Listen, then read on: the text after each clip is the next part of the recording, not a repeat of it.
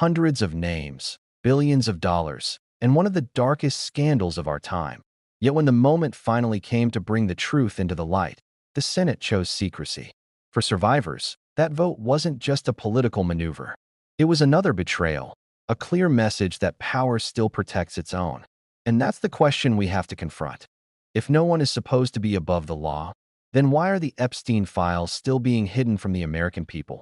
The idea of equal justice under law is carved into the marble of the Supreme Court. It's more than just a motto. It's a promise that every child in this country is taught to believe in. The promise that no matter how wealthy, how powerful, or how famous you are, Jeffrey Epstein. It's been widely reported that in May, our Attorney General, Pam Bondi, informed President Trump that his name appears in the Epstein files. But to be clear, just because a name is listed in the Epstein files doesn't mean that that person was a collaborator in abusing young women. There may be lots of names in that file related to just casual acquaintances or people met on trips, who knows? But some of those names in that file may well shine light on people who abused young women. So let's bring it to light. If we believe in that vision of equal justice under law, if we believe in accountability for all, then release the files. Let the chips fall where they may. It is the right thing to do. Everyone involved in assisting Jeffrey Epstein in running an international trafficking organization or involved in directly purchasing access to young women through Jeffrey Epstein or directly abusing young women proffered by Jeffrey Epstein, every single person, let the chips fall where they may. No matter how rich the person is, no matter if they held office in the past, no matter if they aspire to office in the future or sit in office right now, no matter how famous or not famous they might be, let the chips fall where they may. That's the vision of equal justice under the law. Everyone involved in Mr. Epstein's crimes must be brought to light and must be held accountable. My colleague from Oregon, Senator Ron Wyden, and the Senate Finance Committee have been investigating Mr. Epstein's financial network for the last 3 years. The Biden administration fully cooperated with the Senate investigators on that case. The Finance Committee staff went to the Treasury Department to see the Epstein files and suspicious activity reports. Democrats understood that this was an ongoing investigation. We applauded the Biden administration for cooperating, and that was the right course. But now we're under a different administration. Instead of cooperating, the Trump administration is obstructing. The Trump administration and Attorney General Bondi are refusing to cooperate, and they are refusing to investigate further. They're simply saying 2 words: case closed. Case closed? When they have their hands on information potentially regarding dozens or hundreds of individuals who abused young women. So today we had a chance to vote on whether the case is closed. We had before us an amendment which said, deliver the files. Create the force of law, deliver the files. And 51 senators in this body, I am ashamed to say, said, hell no. We want them kept secret. We want to protect the perpetrators. Why? Because the man in the Oval Office, Mr. Trump, told us he wants us to protect those files, does not want them public. On July 17th, the Wall Street Journal reported on a letter allegedly written by Trump to Epstein as part of a birthday book for his 50th birthday in 2003. The letter is signed at the bottom, Donald. It features a drawing of a woman's body with very suggestive text.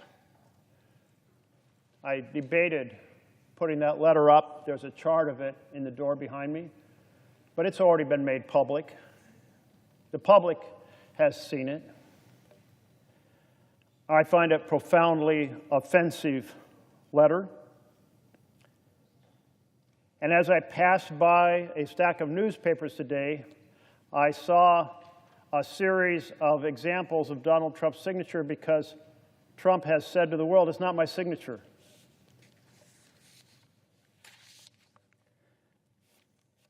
But of course, the experts say that's not true. The birthday book contains another photo of Mr. Epstein holding an oversized novelty check from DJ Trump for $22,500. What is that check for?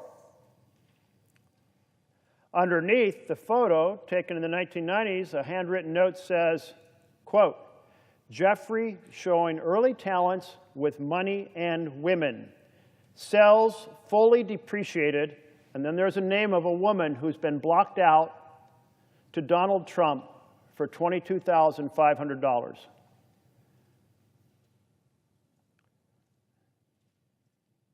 I don't know if a woman was sold to Donald Trump for $22,500.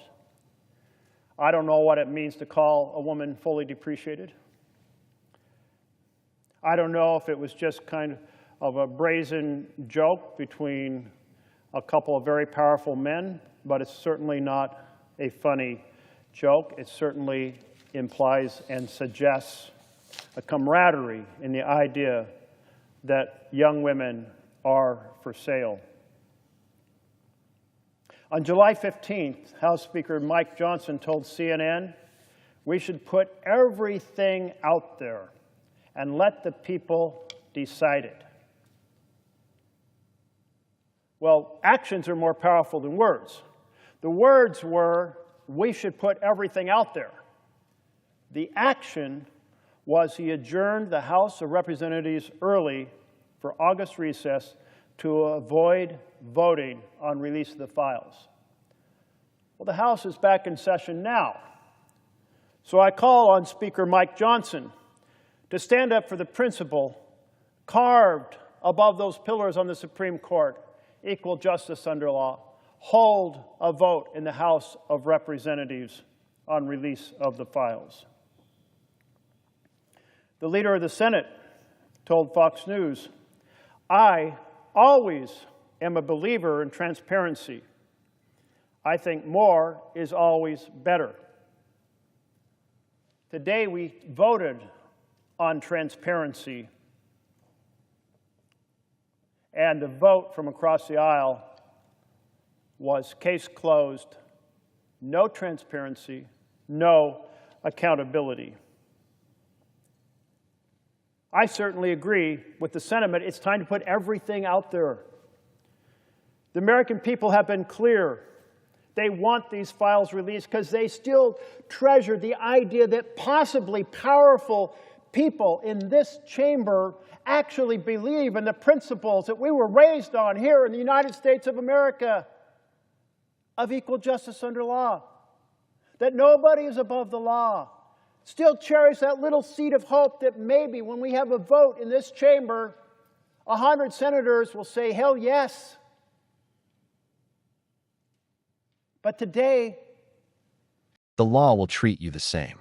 But when it came to the Epstein files, that principle was tested in real time, and the result has shaken the trust of millions that on the Senate floor, a simple amendment was introduced, an amendment that could have forced the release of the Epstein files once and for all.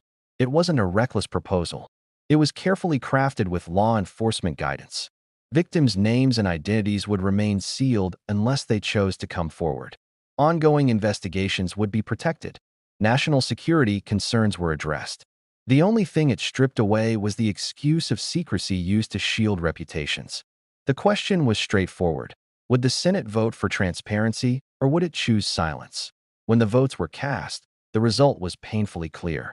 49 senators stood for transparency, but 51 stood for secrecy. With a margin of just 2 votes, the American people were denied the chance to see who was connected to one of the most notorious trafficking networks in modern history. And for the survivors who have already endured years of silence, that denial felt like another wound that may never fully heal. What exactly is hidden inside those files? We're not talking about rumors or internet speculation. We're talking about official government documents, flight logs that show who traveled where, bank transfers, and suspicious activity reports that trace the flow of money, plea bargains, and immunity deals that reveal how abusers evaded consequences, Department of Justice communications that may explain why prosecutions were dropped or never pursued.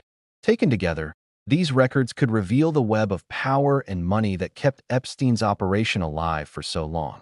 But without sunlight, those threads remain tangled and hidden. To be clear, a name in those files doesn't automatically mean guilt.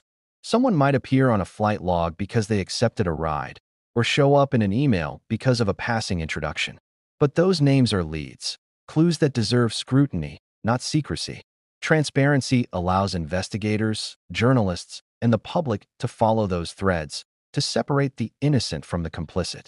Secrecy, on the other hand, freezes everything in permanent suspicion.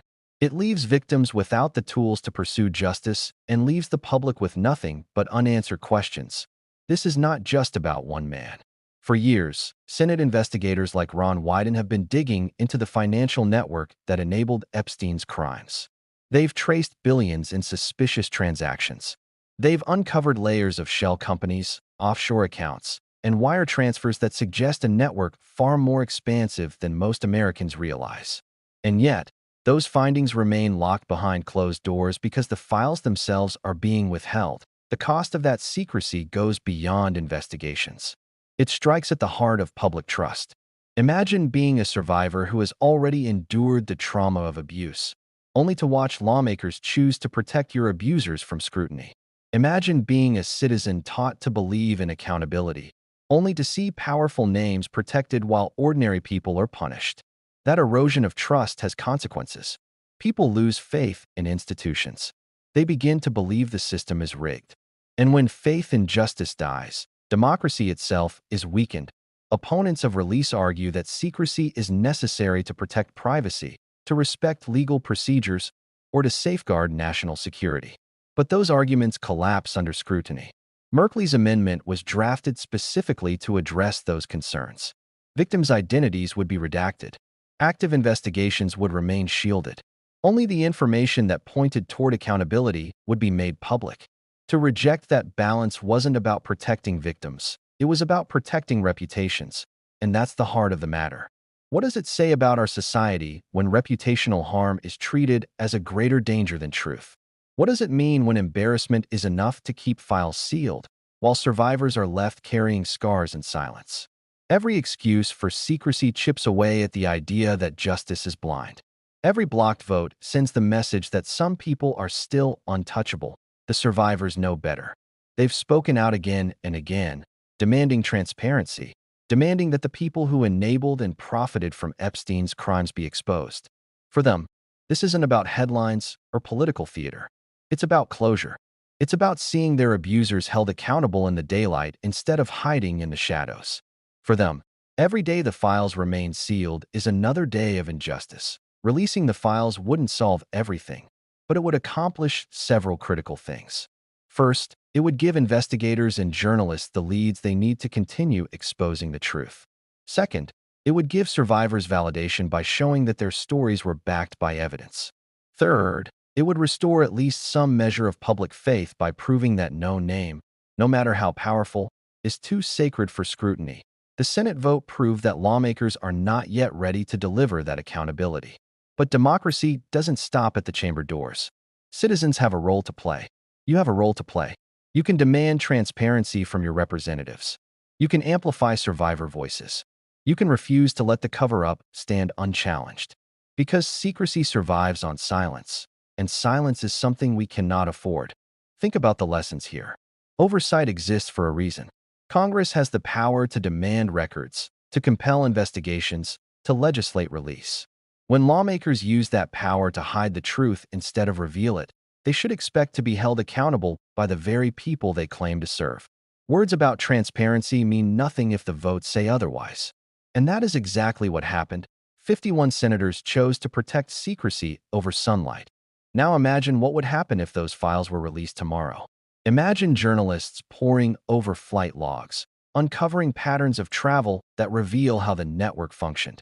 Imagine bank records exposing the financial ties between powerful figures and Epstein's operation. Imagine survivors finally seeing corroborating documents that validate their pain and give them a platform to pursue justice. That is what transparency makes possible. That is why secrecy must be challenged at its core. This fight isn't about politics. It isn't even just about one case. It's about whether our institutions lean toward light or toward darkness. Whether the phrase equal justice under law is just a carving in stone or a living principle that actually guides our society. Right now, that principle is in jeopardy. The Senate had a chance to prove it still mattered, and they failed. But that doesn't mean the story is over. It means the responsibility now falls to us. To speak out, to demand change, to remind those in power that their loyalty is supposed to be to justice, not to reputations. Because if we let this cover-up stand, we send a message to every survivor that their voices don't matter. And we send a message to every predator that power will protect them. That is not the message we can afford to live with. So here's what you can do. Call your senator. Call your representative. Tell them you want the Epstein files released with only the necessary redactions to protect victims and active investigations. Share survivor stories. Support advocacy groups that provide care and legal support. Spread this information so that secrecy can no longer hide in the shadows. This is about more than intrigue, more than headlines. It's about justice. And justice delayed is justice denied. If the Senate won't act, the people must. If power hides behind secrecy, then transparency must be demanded louder than ever before. And that's where you come in. If you believe no one is above the law, if you believe survivors deserve justice, and if you believe secrecy should never protect abusers, then add your voice to this fight. Share this video, leave a comment about the reforms you want to see, and hit subscribe so you don't miss the next deep dive into the stories the powerful don't want told. Because the more we understand, the better we can hold them accountable. And accountability is the only path to justice.